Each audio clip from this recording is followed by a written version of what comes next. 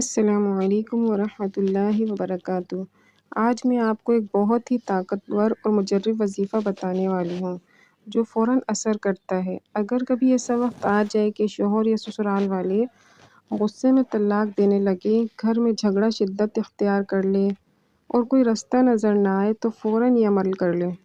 انشاءاللہ سب کے دل نرم ہو جائیں گے اور طلاق رک جائے گی۔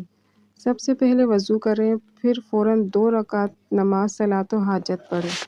جیسے ہی سلام پھیریں اسی وقت 500 بار نصر من اللہ و فتح قریب پڑھنا شروع کر دیں۔ اس کے بعد اللہ تعالیٰ سے گڑ گڑا کر دعا کریں کہ وہ گھر کو ٹوٹنے سے بچائے، شوہر اور سسرال کے دلوں میں نرمی ڈال دے اور طلاق کے الفاظ رک جائیں۔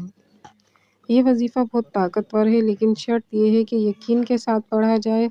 جیسے ہی آپ پڑھنا شروع کریں گی انشاءاللہ سب کے دماغ ٹھنڈے ہو جائیں گے اور معاملہ رک جائے گا۔